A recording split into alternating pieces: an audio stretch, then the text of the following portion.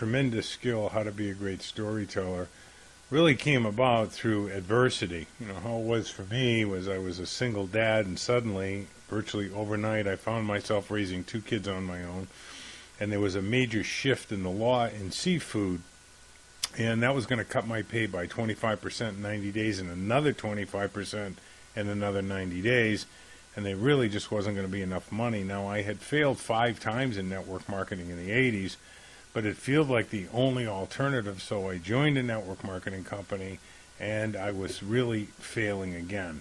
And I remember sitting in traffic, you know, delivering seafood, and this self-doubt came over me. I was worried, I was scared, I literally so much trying to make extra money by staying on the road more, eating and drinking my diet sodas and iced teas in the truck, and really struggling. And all of a sudden, a chance meeting led us from bankrupt to beachfront and helped me discover this how to be a great storyteller skill. And it's really a significant skill.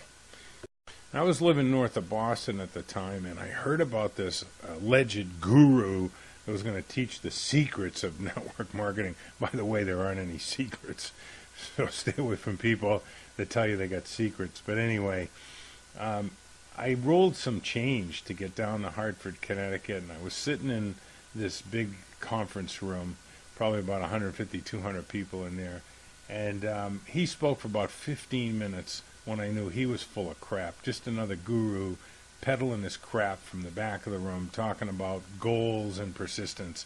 And I already knew about goals and persistence. I had been well trained in Think and Grow Rich, and that wasn't really the problem. So I walked out of the room, and I think I probably looked kind of pale. Somebody asked me if I was okay, and I broke down in tears. And he helped me over to a couch, and he said, "What's the matter?" And I said, "I don't even know if I have enough money to get home." And he said, "What's going on?" And I said, "I'm failing at this business for the 6th time, and I don't know why I can't get it. And I really need the money, blah, blah, blah, wah, wah, wah." Anyway, he asked me if I was willing to forget everything I knew about network marketing and to picture 2 people in my mind if I could. And I said, "Yeah, I'm willing to let go of everything." And anyway, he said, "I want you to imagine a guy by the name of Al who's really frustrated, on the verge of tears, just like you, and a girl named Nancy." Now, Al's not cashing any checks. He's really angry or sad all the time. Nancy, she's having a great success, working about 12 hours a week, cashing great checks. And I said, "Okay, I got a picture of that." He said, "Imagine them, if you will, that they joined under the same system, paid the same price to get in with the same company. They got the same meetings available, same product, same belief, same compensation plan, same hygiene, same education, same socioeconomic background. They work in the same hours. They get the same commitment to succeeding for their families. Matter of fact, they're even in the same downline. They live in the same city, and they have the same sponsor." He said, "Everything's the same. What's the difference between Al, our non-check casher, and Nancy?" And I said 3 words that changed my life. Those 3 words: "I don't know." He said, "Fantastic, you got a real chance." I said, "I bet you say that to everybody." He said, "No, everybody thinks they know what the difference is." He said, "The difference between Al and Nancy is simple. It's skills. If we're going to make some money, we need to learn some skills." And that's really true in any business, isn't it? Now, I've just told you 2 different stories. My story, driving around in the van and being scared, and the Al and Nancy story. There's a subtle and significant difference between them. One of them was me being a great storyteller. The other one wasn't. It's really that simple. So that's what this training is going to do, is break it down. A significant skill that you have to master, and you're going to love this because it's really easy to master it, is being a great storyteller. It really is a simple skill.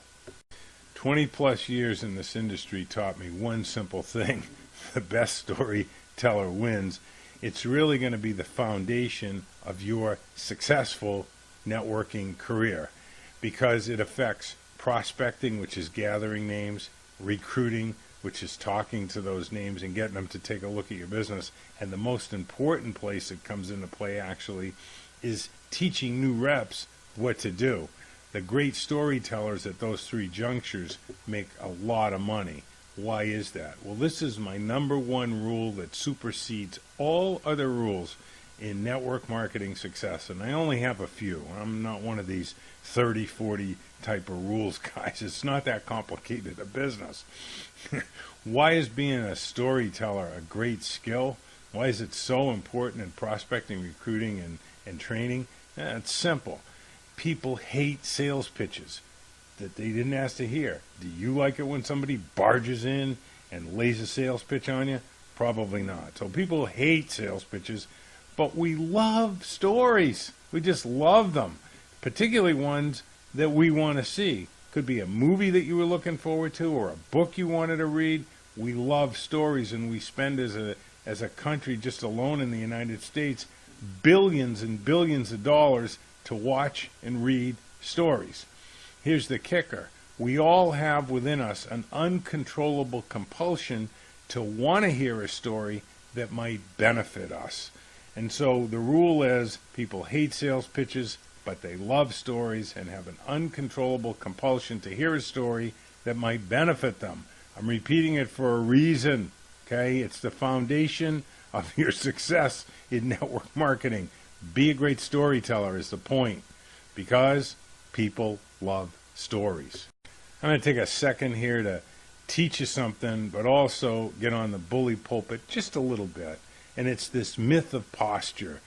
You hear it on conference calls, you see it at national conventions and Saturday seminars. And nothing is further from the truth than trying to develop an attitude of posture.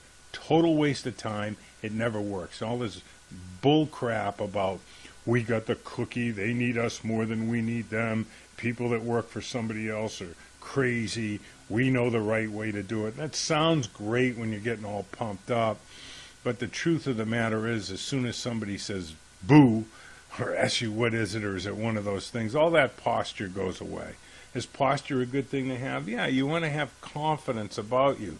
So let's replace the myth with what gives you real posture effortlessly. If you have 10 people on your list that you've already talked to 2 or 3 times, just haven't crossed them off because you haven't added to your list, and you're not having any decision meetings that week where you're asking people to join as a customer or a distributor, you're going to have very weak posture because you need them. If you have maybe 2 or 3 reps in your group and they have a list of 100, 200 people, and you're going to be collecting 8 to 10 decisions that week, well, you got a little posture.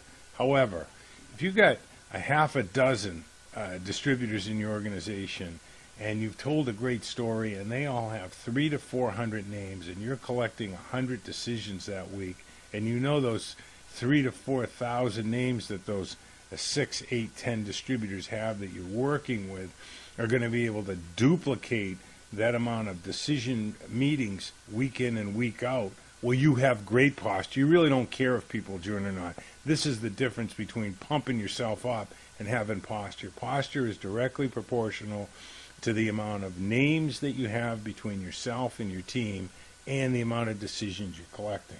How do you get it? By being a great storyteller, because if you're a great storyteller, you get more people to look, more people to join. That gives you more names, and that gives you more people in profit, and that gives you more people to get to look and join, okay? Great storytellers have great big posture. So let's lay a really solid foundation and build from the truth up. And that means we need to eliminate some lies, and the biggest lie in network marketing is you just have to find the right people. Look at everybody you know would like more money, more time with the people they care about, and they'd love to pay less in taxes. So if what you're offering is successful with them, they're going to have more money, they're going to have more time with the people they care about, and they're going to pay less in taxes. So the reality is the right people are everywhere. If everybody wants what you have, it's not about finding the right people. It's really about why do so many people that want what I have say no. And the truth is, it really just depends on one thing, what we say and do, which are really one and the same. Okay, if you're not sure what I want you to do is picture yourself on a blustery autumn day, winds blowing, and you got your shopping cart out there, and you're at your car, and you got 4 bags of groceries inside that shopping cart. And you see a guy approaching, and he's got a blue jacket on, and the wind's blowing through his hair, and he's walking towards you, and you say, "Hey, pal, can you help me out a little bit here? I hurt my back, and what I was hoping was you could just throw these groceries in the trunk for me." So he throws the groceries in the trunk for you. He says, "Sure." And you pull out a $100 bill and give him a $100 bill. What do you think his response would be? And of course, what we're talking about here is the difference between what we say and what we do is either going to make them run the other way or it's going to light a fire underneath them. But in this example, you give him a $100 bill. What do you think his response would be? What would yours? You might say, no, that's okay, that's too much. Or, hey, why don't you give it to a charity? Or you might say, hey, you know what, I really appreciate it, but why don't you spend it on your wife or your family or something like that? I'm sure they'd appreciate it. Or he might even say, hey, you got any other chores you'd like me to do for you? Okay, so let's rewind a little bit. You're at the car, the bags of groceries, the 4 are in your shopping cart, and it's windy, wind's blowing through you, and you know you got your hand on the trunk, and it feels a little warm because of the sun, but it's a little chilly out, and here comes this guy, same blue jacket on, wind blowing through his hair, and you tell him the same story. Can you throw these in the trunk? And he says, yeah, sure, and he puts them in the trunk, 1, 2, 3, 4, and as soon as he finishes, you grab him by the neck and you slap him twice across the face. Left, right, boom, boom. Let me ask you something. Do you think he'd get a different response? Oh, absolutely. You see, it all depends on what we say and what we do when we're talking to prospects and distributors as to whether or not they're going to engage in the next activity. Now, I know that story might seem like an exaggeration, but most of the time when you take a story to extremes, what you really need to do gets incredibly clear. Isn't that true? Communication is really the key to getting people to look at what you have to offer. Most importantly, getting them when they're looking to understand what you're offering. It's the key to being a great sponsor so they'll engage in the activities, and communication really is the key to the vault of dreams. It's really that simple. Great storytellers are great communicators because your message is going to either touch their head, reach their heart, or both. Great storytellers tell simple stories simply. That's a key element. There's a very subtle but crucial difference between a great story and being a great storyteller. Your story doesn't need to be a great story. Just be a great storyteller. That's the purpose of this training. And it's easy because it's really only about 3 things. 1, context. Does it convey the idea? Identification. Do they identify with you? And familiarity. And we're going to talk about these as we go through this skill. The key here is understanding how people make decisions. That's key. So keep those 3 words, context, identification, and familiarity in your mind, and we'll detail them for you. So how do all people make decisions? Well, their subconscious mind makes all the decisions. Our ego wants us to think our conscious mind does, but the science is clear about this. The subconscious mind has made the decision on average 7 seconds before we're even conscious of it, and it never forgets anything. Let me give you social proof. If I said to you, Winston tastes good like a cigarette, and you go, should, right? Or plop, plop, fizz, fizz, oh, what a relief. And you just, right there, it is. It never forgets anything.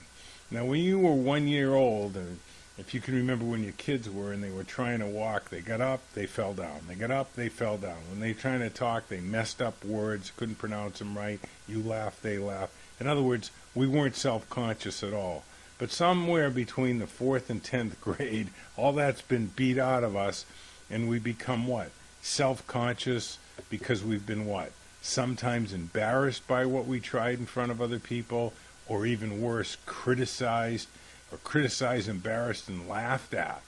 Okay, this is really important.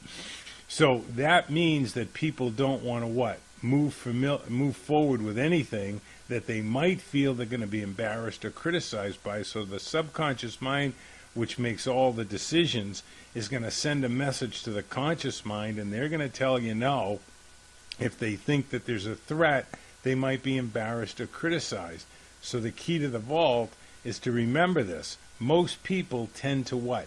Move forward with the familiar and with people that they identify with because they think those people are like them. And conversely, most people resist something that's unfamiliar and people that they don't identify with personally. We're laying the foundation here for you. You're going to love this skill. I know that if you really understand what's behind it, you'll embrace it faster, you'll use it faster, and you'll be successful faster. Let's really drive home on this point because, again, if you get this foundationally, then the skill, once I share it with you, will make so much sense to you. So I want you to picture you're at a wedding with my family, big Italian family. Everybody gets up and dances. They're very gregarious. They're outgoing.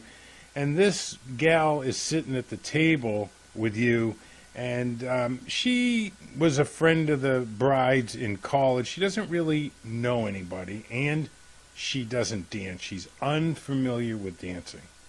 What are the odds of her getting up and doing something that she doesn't know how to do, that she's unfamiliar with, in front of strangers that are very comfortable dancing? I think you'd agree with me, it's slim and none. She's really not going to do it. And that's really the point in network marketing and why we need to learn to tell stories that create a feeling of familiarity. See, that gal who didn't dance, if she was with a couple of close friends in her living room, she'd be happy to try to learn how to dance. She'd be willing to do it. So we want to tell stories to create a familiar feeling, a familiar setting. Now, I'm going to focus mostly on recruiting, but believe me, this applies to everything, including getting your husband to take out the trash, your kids to do the homework.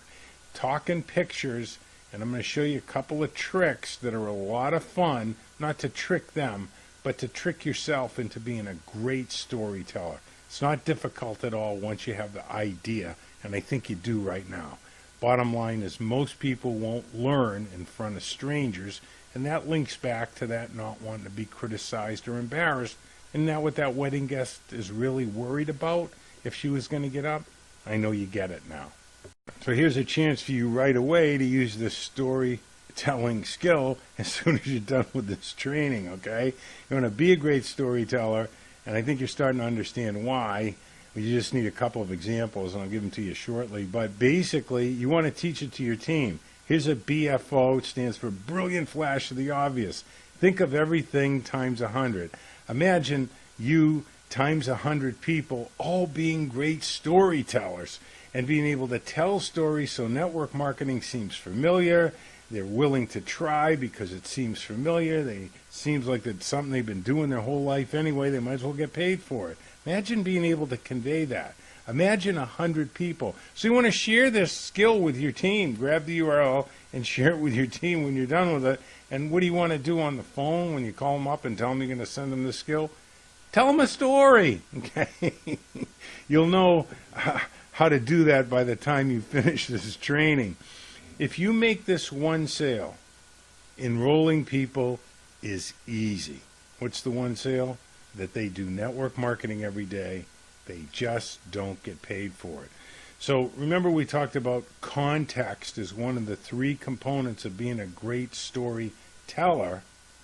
The context here that we want to express, right? We want to convey, we don't want to convince. We want to convey this context that they do network marketing every day.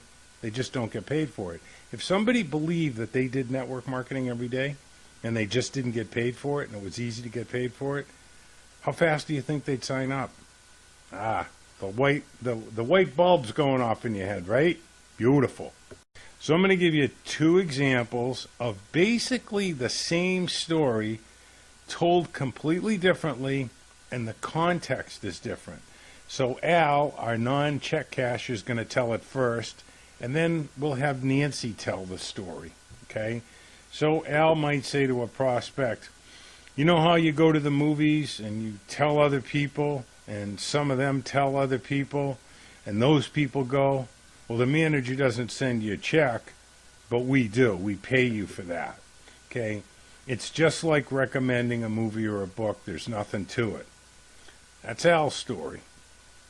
Okay? And it's a terrible story, and people don't join. What Al's going to do next, of course, is draw lots of circles and talk about math and ingredients and product. Nancy's not going to do that.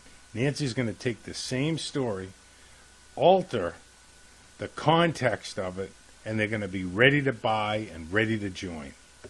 So here's our check cashier's version, who's having a great time. And again, notice, because there's going to be over 2 slides, notice how different the context is, not just what I'm saying, but what I'm trying to convey.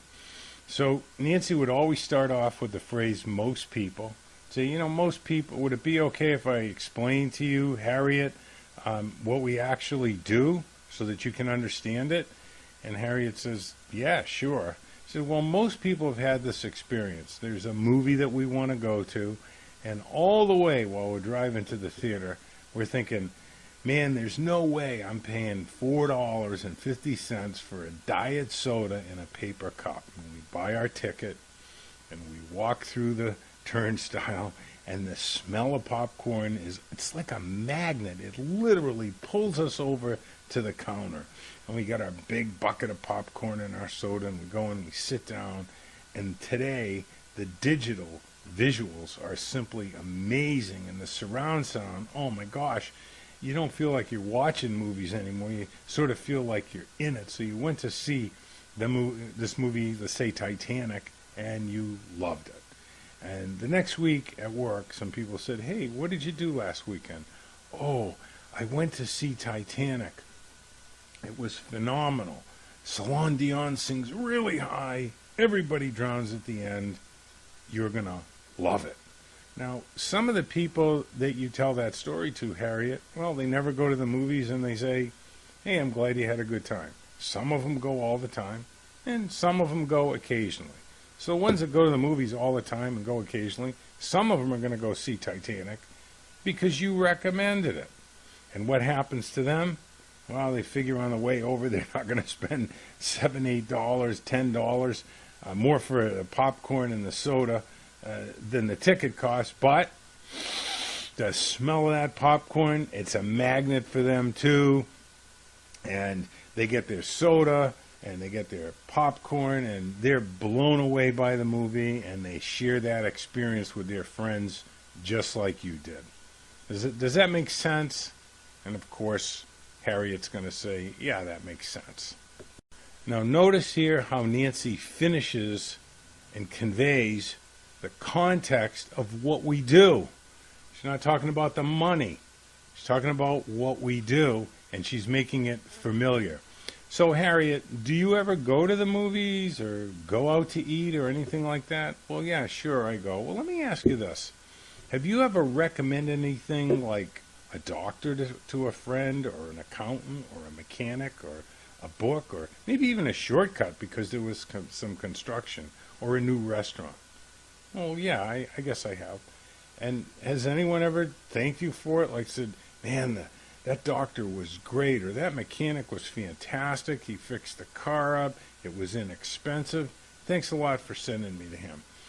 Yeah, that's happened a couple of times.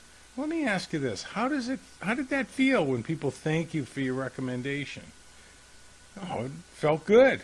Well, see, that's part of the human experience, isn't it, Harriet? You know, we love telling people about things that we like or enjoy, or things that they might like or enjoy, and when they thank us, it feels great, yeah? Do you have kids, Harriet, or nieces or nephews? Well, yeah, I do. Oh, do you remember, how old are they, by the way? 13 and 17. Can you remember back to when they were 6, 7 years old? Yeah, sort of. Okay. Well, Remember, they'd come home and they'd say, "Oh, I got to get this new Game Boy, or I got to get this new game for my Xbox, or a new pizza place opened downtown, or Little League sign-ups are next Wednesday." Where do you think they got that information when they came home from school? Well, from their friends, I guess. Yeah, absolutely. And sometimes that triggers a purchase. Maybe they told you about a new ice cream place and you brought them there because they did their chores or something like that. See, that's network marketing.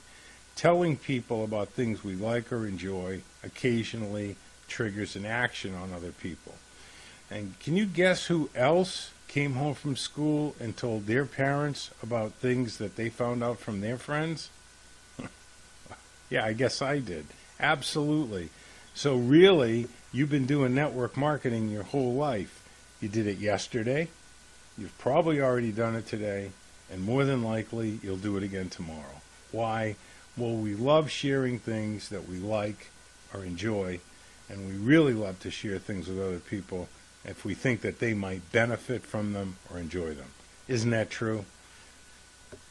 So here's the keys to great storytelling. Did you catch it in Nancy's version? She helped Harriet identify with her, and you probably identified with her even though you don't know it. It doesn't matter whether you're talking about the movies, grocery store, or mechanic. That's not the point. It's why and how she did it. Why she did it was she knows that people join people like themselves. Why do they do that? Because if they think they're like you, they believe that they can do what you do. How'd she do it? It's so simple. If you go back and listen to the first slide about the movies, I hit all 5 senses: sight, hearing, taste, touch, and smell. Remember the smell of the popcorn. This helps people unconsciously identify with you and think that they're like you. It raises the trust level, and it raises their belief that they can do what you do. And then what she did was really important. She helped Harriet understand that Harriet does what? Recommends things every day, and she's been doing it how long? Since she's been 5 or 6 years old. And she brought it a step further. This is what we mean by finishing. She helped Harriet re-feel the joy of recommending, of getting thanked, of helping a friend. She's now, Harriet, believe me, she's ready to join the business. And so is everybody else that you tell this story to. Because once they understand what networking is, then they're no longer like the unfamiliar with dancing wedding guest. Now they know, oh yeah, I can do this. The bottom line is to talk in pictures, because great stories and great storytellers make people think they do network marketing every day. It makes most people think they're like you, and since they're like you, it makes most people think they can do what you do. Al's death blow? Jargon. What's jargon? It's unfamiliar. Okay?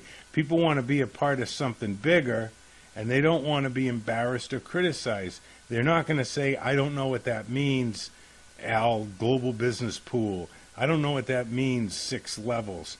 And since they don't want to be embarrassed or criticized, guess what? They're going to stall, and they're not going to join. Let me give you a couple of examples of that. Now, based on what you've learned, you're going to see 3 major mistakes in what Al's doing here to explain to people how we get paid. Okay, here we go. So Al's explaining to people how the money comes. He says, well, you sponsor 3 people. Once you've sponsored 3 and have 1,000 in BV, you become a yellow amethyst 1. Then when those people that you sponsored each sponsor 3 people and you have 6,000 in business volume, you become a ruby red 1. Now, when your YA1s do what you did and get 3 YA1s each and 6,000 each in volume, you become a white diamond 1. Once you have 3 personal white diamond 1s, you become a white diamond 2, and you get a substantial share of the global business pool. We've all heard this nonsense at meetings. There's 3 huge mistakes here. Did you pick them up? Did you? Okay, here they are, okay? Jargon. What's sponsor mean? What's yellow amethyst 1 and PB and all that, and BV is jargon. So he made it what? Unfamiliar. But most importantly was in the subtext when he said, you sponsor 3 people. Once you've sponsored 3 people, you become a yellow amethyst, which means what? They're doing it alone. They're unfamiliar with it, and boom, we're back to the wedding dancer and thinking, what are the chances of our non-wedding dancer getting up and dancing in a room full of strangers if she doesn't know how to dance? So what are they going to do? Well, they're going to do exactly what Al set them up for. He set up in their mind that they could be failing or criticizing or both. I hope you picked that up. All right, let's listen to Nancy's version. You'll find that it's familiar. There's no real math in it. There's no jargon. But most of all, notice the subtext of being a great storyteller. Harriet's not doing anything alone. So she might say to Harriet, well, would it be okay if I explain to you how we actually get paid, Harriet? Oh, yeah, sure, I'd like to know that. Well, I want you to imagine that we're in a poker club or a book club that meets once a month.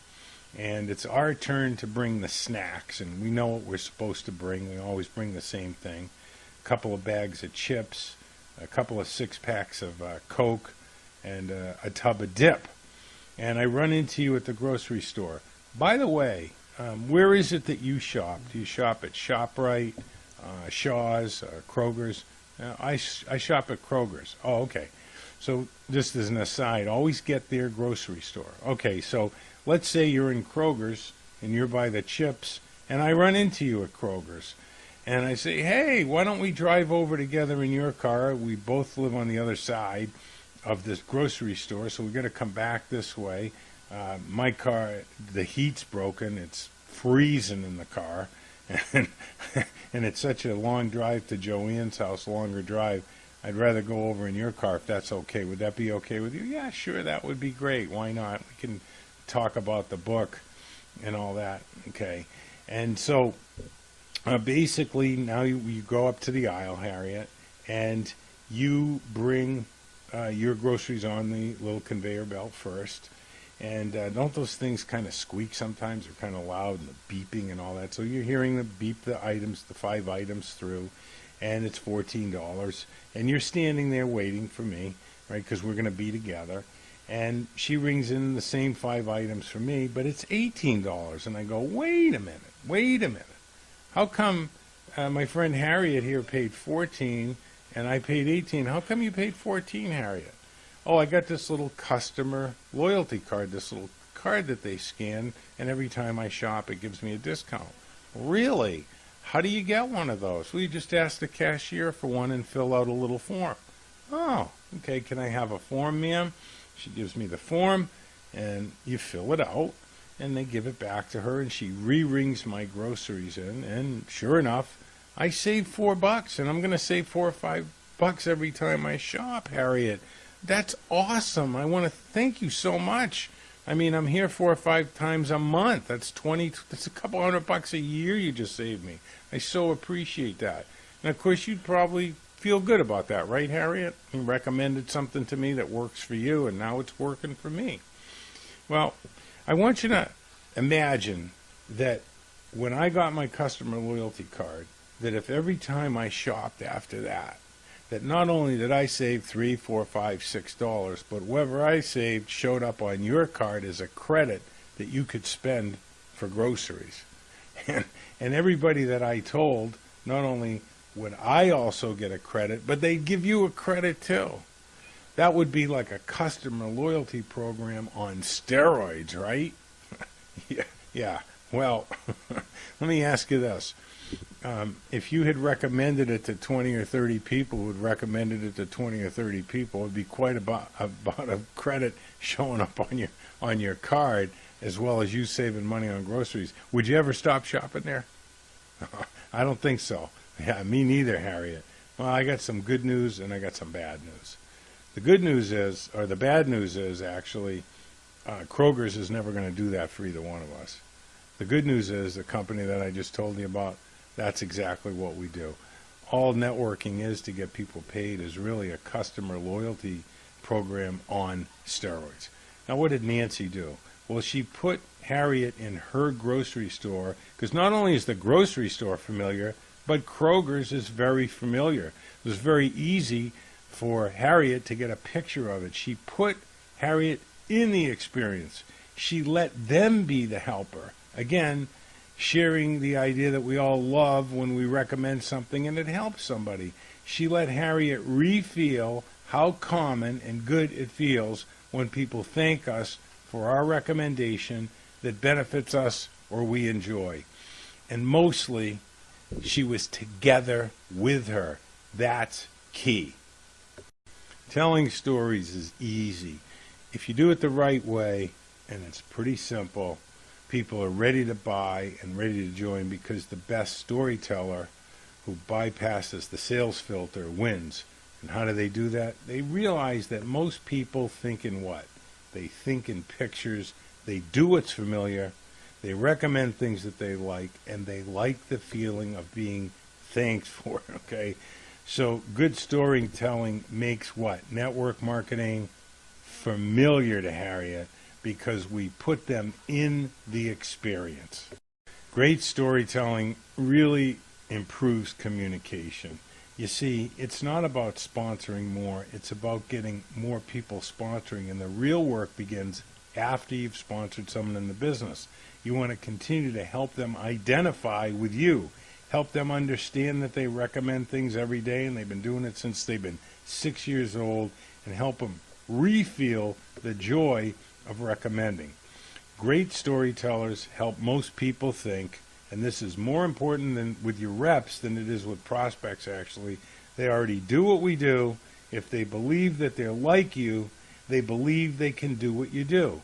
Use everyday situations with your son, with your husband, with your wife, with your daughter, with your friends to practice weaving in, 2 to 4 of the 5 senses. You don't have to be crazy about it and tie yourself all up in knots. When I told the grocery store story, I talked about the car being cold and the beeping on the conveyor belt and the squeaking that it makes. There's sound and there's feel, okay? I mean, what happens? They start to identify with you, because with little effort, people will identify with you. And if they've identified with you and they think they do network marketing every day, they're ready to buy, they're ready to join, and they're ready to enroll. Let's review. Great storytellers focus on those 3 things we talked about at the beginning: context, identification, and familiarity. So let's talk about context. Use stories that make a point singularly, not 10 points. And you want to make that point about the aspect that you're trying to convey. How do you do this? You listen and you think, what am I trying to convey here? You hear it in a lot of my trainings. You say, don't do anything unless you know why you're doing it. Just explain one thing at a time in pictures and convey the context of that point. Identification. If they can identify with you, they believe they can do what you do. And how do you do that? Weave in a couple of the 5 senses. Now again, don't be a nut job and tie yourself all up in knots mentally by trying to get in all 5 senses. In a matter of weeks, you'll get in 4 or 5 just by habit. There's nothing to it. Okay, you'll get better. And familiarity. The more familiar they are with the examples, the more likely they are to what? Move forward. Use the names of things that they know. For example, a specific movie, or we gave you the example, a specific grocery store. Find out where they shop. Find out what movie they like. It's really that simple. Put them in the story and make it as familiar as you can. Now there's several more skills at the site, just like this one. No upsells, they won't lead you anywhere. The 3-step plan's there, tax benefits, list building, so you can help people build those big lists, and you'll never guess what you do in the list building skill. Did you guess tell stories? Yep, 5 little stories, and they'll just spew names like a printing press. It's unbelievable. Okay. By the way, when you get to that site, if you haven't done so already, grab those 12 quick video skills. Okay, they're all under 5 minutes about what to do and say in the most common and baffling situations for experienced and veteran distributors as well as brand new distributors. Okay, that's Nancy will do that. She'll get them so she's got those great one-liners for those most common situations, and she'll get the desired response. Al, he won't go over there now, okay? And a high leverage tip, I love leverage. Share this with your teammates and get them in the 3D pattern.